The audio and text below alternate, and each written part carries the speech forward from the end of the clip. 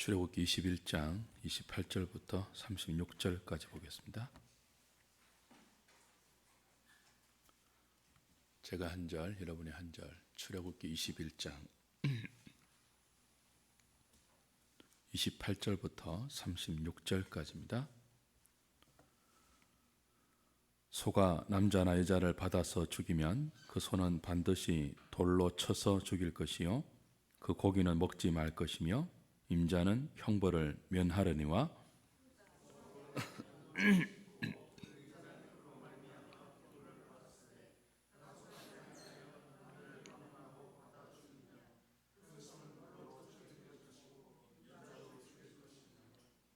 만일 그에게 속죄금을 부과하면 무릇 그 명령한 것을 생명의 대가로 낼 것이요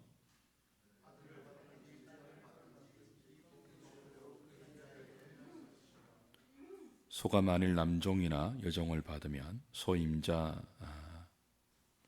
은 30세겔을 그의 상전에게 줄 것이요 소는 돌로 쳐서 죽일지니라.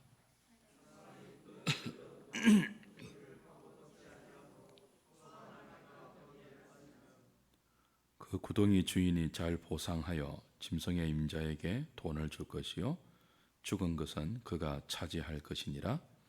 이 사람의 소가 저 사람의 소를 받아 죽이면 살아있는 소를 팔아 그 값을 반으로 나누고 또한 죽은 것도 반으로 나누려니와 그 소가 본래 받는 버릇이 있는 줄을 알고도 그 임자가 단속하지 아니하였으면 그는 소로 소를 갚을 것이요 죽은 것은 그가 차지할지니라. 아멘. 하나님이 이스라엘 백성들에게 주신 언약서의 시민법을 살피고 있습니다. 시민법은 하나님 백성들이 살아가면서 서로가 서로를 어떻게 대하고 어떤 원리로 관계하고 살아야 하는지를 압축적으로 보여주는 규례들이죠. 이 시민법의 첫 번째 규례가 무엇이었습니까?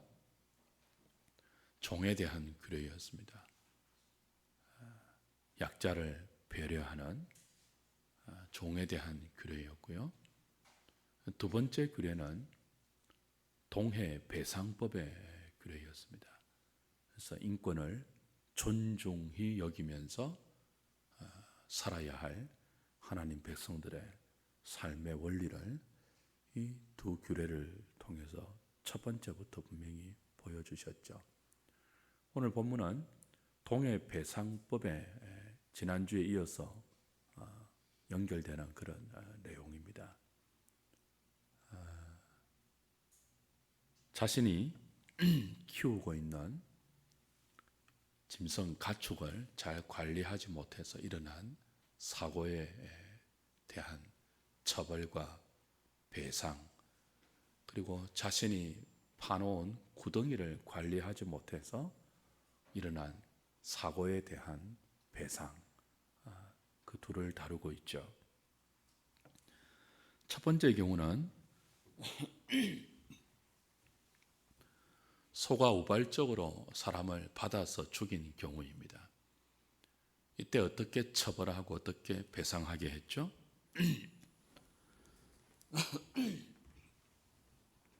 28절 보시면요.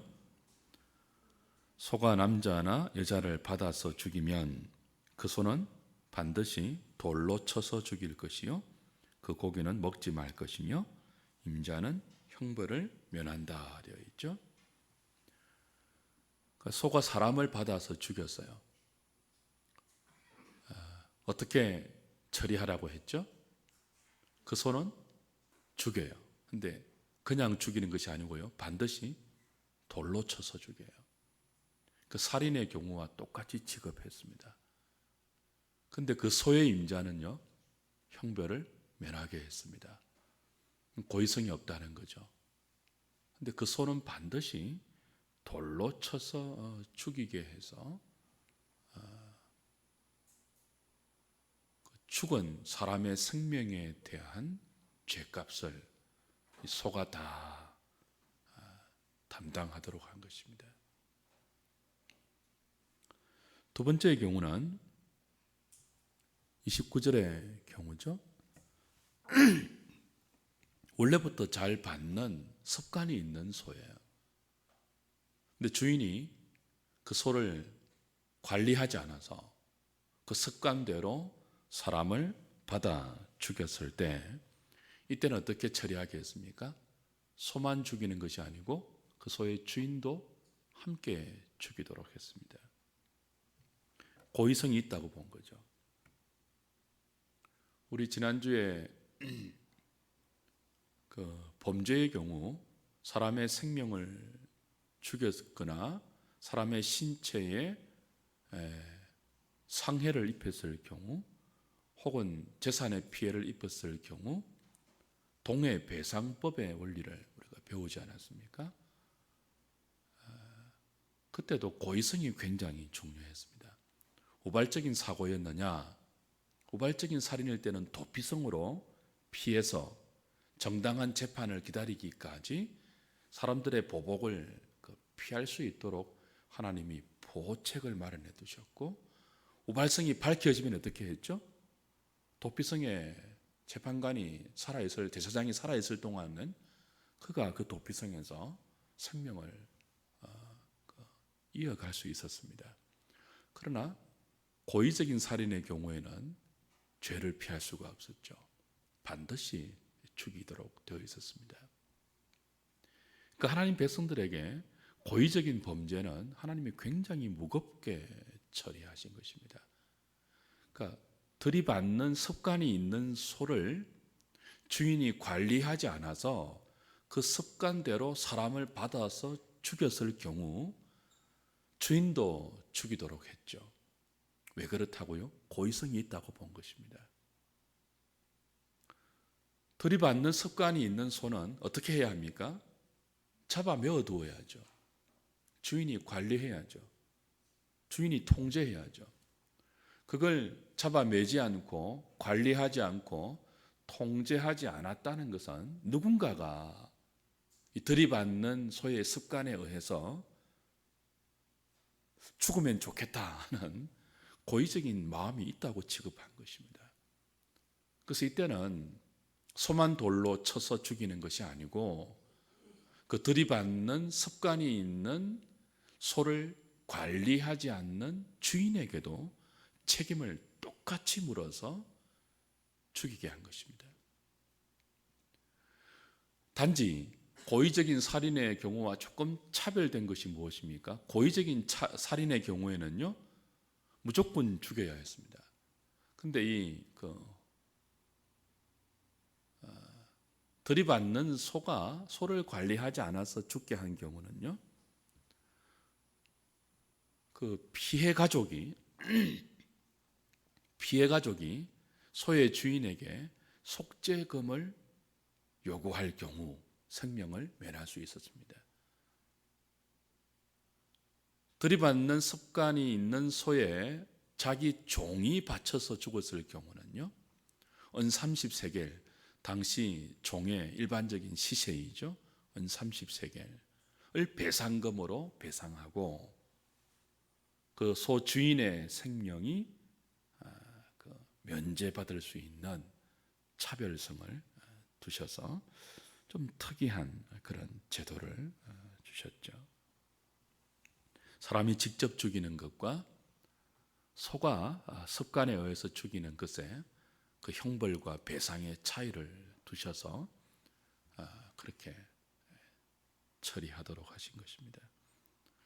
세 번째의 경우는요, 구덩이에 빠져서 소나 짐승이 죽었을 경우이죠. 33절인데요. 사람이 구덩이를 열어두거나 구덩이를 파고 덮지 아니하므로 소나 나귀가 거기에 빠져서 죽으면 어떻게 합니까? 34절에 구덩이를 판 주인이 보상하도록 했습니다. 그래서 구덩이에 빠져 죽은 그 짐승의 임자에게 배상금을 주고 죽은 소나 양이나 죽은 가축은 구덩이를 판 그 사람이 차지하도록 했죠. 그 구덩이를 파고도 막지 않고 또 구덩이를 파고도 어떤 그 주의 사항을 그 근방에 일러두지 않아서 누군가 그 피해를 보았을 때 반드시 그 피해를 관리하지 않는 구덩이 주인에게 묻게 하신 거죠. 관리 소홀로.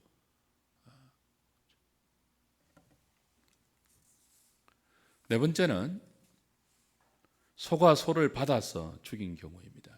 첫 번째는 소가 사람을 받아서 죽인 경우 고의적이냐 우발적이냐 그 차이를 두어서 처벌하고 형벌하게 했는데, 네 번째 마지막의 경우는 소가 소를 받아서 죽인 경우예요. 이때도 우발적이냐 고의적이냐를 따져서 고의적일 때는 그죠? 주인이 관리하지 않았을 경우이죠. 더 많이 배상하게 해서 차별을 두었습니다. 소가 소를 받아서 한 소는 죽고 한 소는 살았을 경우는 어떻게 하게 했죠? 둘 다 반반씩 나누게 했어요. 살아있는 소는 팔아서 그 소의 값을 반반씩 나누게 했고, 주인들이요. 죽은 소도요 반반씩 가져가게 해서 균등하게 그 처리를 하게 했죠. 근데 본래 받는 버릇이 있는 소에 의해서 소가 피해를 입었을 경우는 받는 버릇이 있는 소의 임자에게 그 배상을 다 물도록 했습니다. 그 죽은 소는 가져가되 죽은 소 주인에게 소값에 해당되는 배상금을 지불하도록 했죠.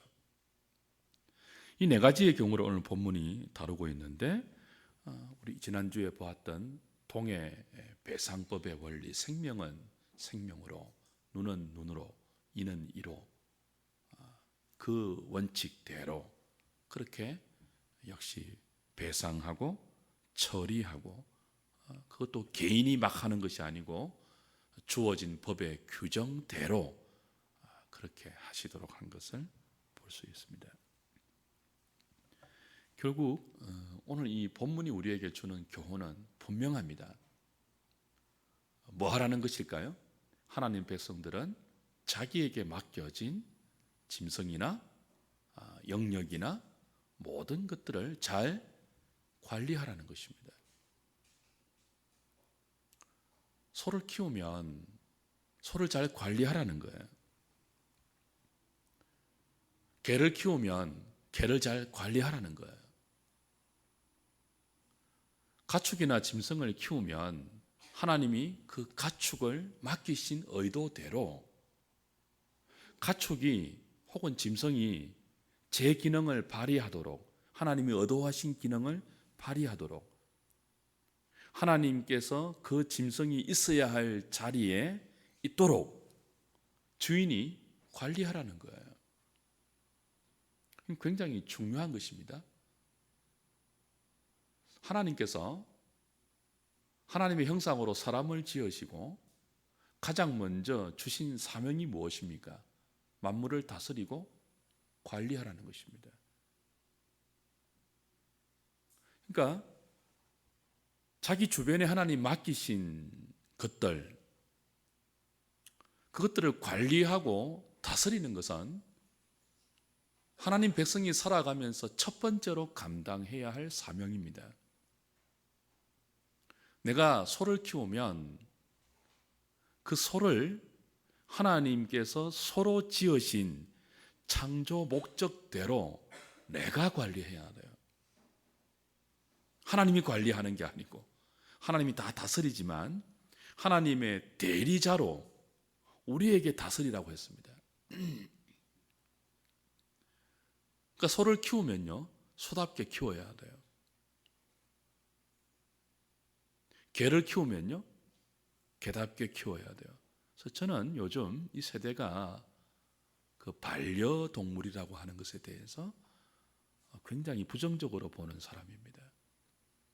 개는 개답게 키워야 됩니다. 개를 사람답게 키우는 것은요, 바르게 관리하는 것이 아닙니다. 개가 사람보다 더 대우받고 자라는 세상, 개가 먹는 음식이 사람이 먹는 음식보다 더 비싼 세상, 개의 치료비가 사람의 치료비보다 더 비싼 세상, 그건 바르게 관리하는 게 아니에요. 그리스도인은 거기에 대해서 심각하게 생각해야 합니다. 자식이 없으면 입양을 해야죠. 왜 개를 자식처럼 키웁니까? 내 새끼 그러면서. 혹시나 그런 분이 있으면 상처받지 마세요. 상처받지 마시고 분노하지 마시고 성경의 원리를 생각해 보십시오. 그리스도인은 감정이 가는 대로 사는 것이 아니고요, 말씀이 이끄는 대로 내 삶을 해석해야 되거든요. 한번 생각해 보셔야 됩니다. 소를 키우는데 소가 받는 버릇이 있잖아요. 그건 내가 관리해야 됩니다. 소는 하나님께서 사람을 받으라고 지으신 피조물이 아니거든요. 그 소가 소의 자리에 있도록, 소가 소의 기능을 바르게 발휘하고 살도록 하나님께서 우리에게 그 대리의 사명을 주셨잖아요. 그 내가 소를 키우면 소를 내가 잘 관리하고 다스려야 돼요. 내가 개를 키우면요, 그 개가 아무나 막 무는 버릇이 있다면 그 못 물도록 내가 책임져야 되죠.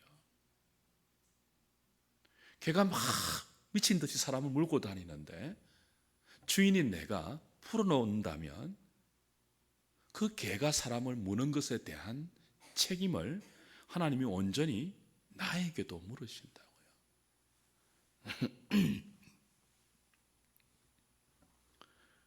여러분, 개나 소나 가축만 그렇겠습니까? 하나님께서 우리에게 맡기신 가장 귀한 자식도 그렇습니다. 자식을 자식답게 키우는 책임이 누구에게 있을까요? 부모에게 있습니다.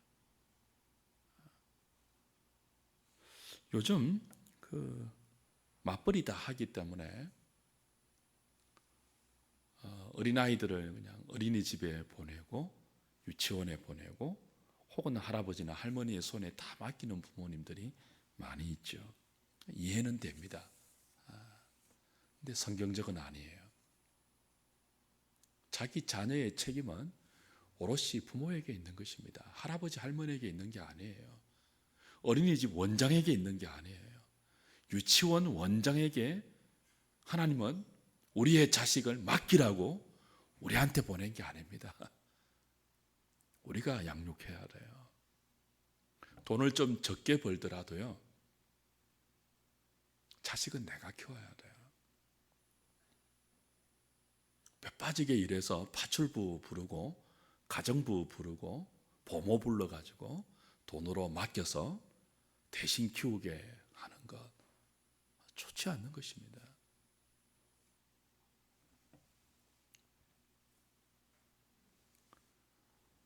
요즘 청소년 문제가 얼마나 심각합니까?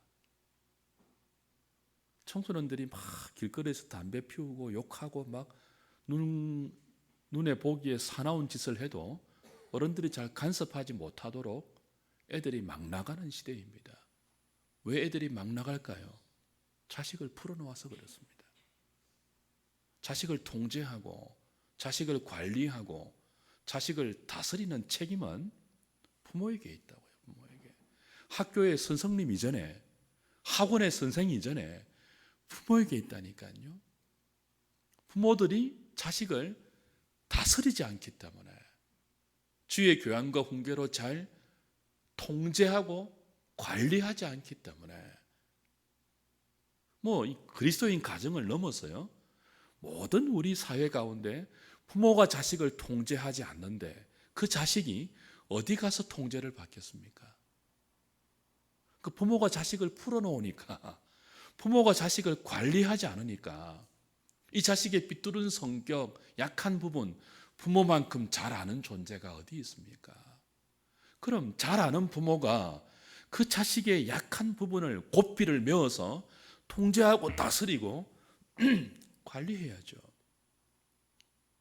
너는 성인이 되기 전까지는 온전히 내 책임이야. 너는 네 마음대로 하면 안 돼. 너 성인이 되기 전까지, 어른이 되기 전까지 아빠의 말 들어야 돼. 어디서 눈 똑바로 쳐다보고 부모를 쳐다봐. 가르쳐야 됩니다. 자식들이 버릇이 없는 것은요, 다 부모의 책임이에요.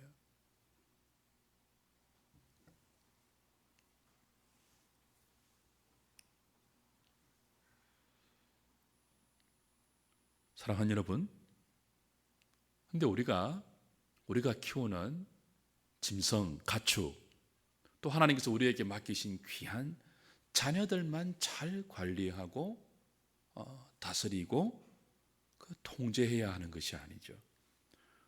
그보다 훨씬 더 잘 관리해야 할 것이 있습니다. 훨씬 더 잘 통제해야 할 것이 있습니다. 무엇일까요? 우리 자신입니다. 우리 안에는요, 한 사람의 예외도 없이 잘 들이받는 소나 아무나 무는 개보다 더 사나운 짐승이 있습니다. 우리 안에 짐승이 있다고요. 우리 안에 주라기 공원이 있습니다. 우리 안에요, 말 듣지 않는 자식보다 훨씬 더 강팍한 죄성이 있습니다. 그래서 우리는 다른 어떤 것보다 우리 자신을 잘 관리하고 통제하고 다스려야 합니다. 우리 안에 있는 사나운 죄성, 더러운 정욕, 길들여지지 않는 야성, 본능, 완악함, 패역함, 무지함, 이런 것들을 우리가 알고, 우리 알잖아요. 그걸 다른 누구보다 내가 잘 알잖아요. 내가 어디에 약한지, 어떨 때 내가 막 길길이 뛰는지, 어떤 때 내가 침체하고, 어떤 때 내가 폭발하는지, 어떤 때 내가 유혹에 넘어가는지 자기가 가장 잘 알잖아요. 그걸 풀어놓으면 안 된다니까요. 우리 안에 있는 죄성을 내가 관리하고 내가 다스리고 내가 통제하지 않으면요, 죄가 우리를 다스립니다. 정욕이 우리를 지배한다니까요. 여러분, 그 기억나시죠? 가인이 아벨을 죽이고 나서 하나님께서 가인에게 하신 말씀이 무엇입니까? 너에게 죄의 소원이 있는데 그 죄의 소원을 너는 다스려야 한다 그랬습니다. 우리 안에 죄의 소원이 마치 웅크리고 있는 고양이처럼 웅크리고 있다고요. 그걸 다스리고 우리가 통제하지 않으면 마음대로 펄떡펄떡 뛰어다닙니다.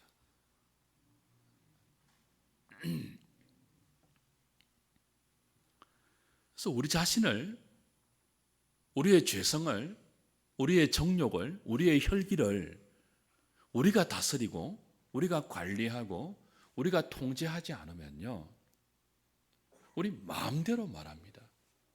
우리 기분이 가는 대로, 감정이 가는 대로 마음대로 말을 해요.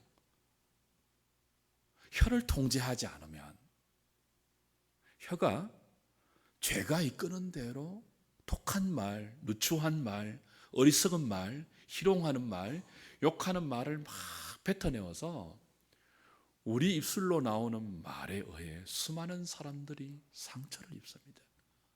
피 흘리고요, 감정의 생채기를 입게 됩니다. 이건 소가 사람을 들이받는 것보다, 개가 사람을 무는 것보다 훨씬 더 심각한 결과를 초래하죠. 우리가 우리 자신의 죄성을 관리하지 않아서 마음대로 말하게 할 때, 감정이 가는 대로 마음대로 화를 내고 마음대로 침체되고 마음대로 삐지고 마음대로 막 결정하고 마음대로 행동할 때 그 결과는요, 엄청난 결과를 초래하죠. 수많은 사람들이 내가 하는 말과 내가 하는 행동에 물리고 들이받치고 찢기고 상하고 피 흘리고 심지어는 죽게 되는 것입니다. 잘 우리는 우리 자신을 관리해야 되죠. 말씀 맺으려고 하는데 시간이 너무 오늘 빨리 마칩시다. 투표 날이니까. 제 설교 역사상 최고 빨리 하는 것 같아요. 오늘. 하나님은 내가 관리하고 다스려야 할 것을 무관심과 부주의로 방치한 결과를, 그 책임을 우리에게 오롯이 다 물으십니다. 나의 부주의로 나에게 맡겨진 영역, 내가 관리해야 할 것을 그냥 그대로 방치한 그 무책임의 결과를 오롯이 나에게 물으신다는 거죠. 그래서 하나님 백성들은 하나님께서 우리에게 맡기신 영역들, 사람들, 일들 잘 돌아봐야 돼요. 특별히 우리 자신을 잘 돌아봐야 돼요. 그래서 내가 관리하지 않아서, 내가 잘 통치하지 않아서, 나에게 맡겨진 그 영역을 내가 잘 돌보지 않아서 다른 사람에게 피해가 가지 않도록, 다른 사람에게 아픔이 돌아가지 않도록 우리는 최선을 다해서 우리의 삶에, 우리의 맡겨진 모든 것에 책임을 져야 합니다. 그리스도인은 책임의식이 있어야 돼요. 아유, 내가 안 하면 누가 하겠지 뭐. 그건 하나님 백성들이 가져야 할 삶의 태도가 아니죠. 무엇보다도 우리에게 주어진 자식들 잘 관리하면 좋겠습니다. 믿음으로 클 수 있도록. 우리 부모의 믿음의 기도의 관리를 받지 않고 말씀의 양육과 통제 안에서 그들이 크지 않아서 죄성대로 막 큰 이 아이들이 수많은 사람들에게 폭탄이 되지 않도록, 그 아이가 가는 곳곳에 죄의 파편들이 일어나지 않도록 우리에게 주어진 자식들 부모로서 잘 관리하고 키우고 양육하고 다스려야 할 책임을 우린 다시 한번 느껴야 합니다. 그리고 우리 자신을 잘 죄의 본성으로부터 통제하고 다스리는 은혜를 구하여 우리가 다이너마이트가 되지 않도록. 어떤 사람은 그러잖아요. 걸어다니는 다이너마이트라고. 저 사람 건드리지를 못하겠다고. 그 사람 주위에 안 가는 사람들이 있습니다. 정말 비참한 일이에요. 걸어다니는 다이너마이트를 포용할 사람이 될지언정 우리 자신이 우리 자신을 돌보지 않아서 내가 시한폭탄이 된다면 그건 정말 하나님 앞에서 무책임한 삶이 되는 것입니다. 주의 심판대 앞에서 우린 그 책임을 오롯이 하나님으로부터 받을 수 있다는 사실을 기억하시고, 다른 무엇보다 우리 자신을 잘 통제하고 성령의 은혜 가운데 잘 관리하고 다스리는 저와 여러분 되실 수 있기를 우리 주님의 이름으로 부탁드립니다. 찬송하고 기도하죠.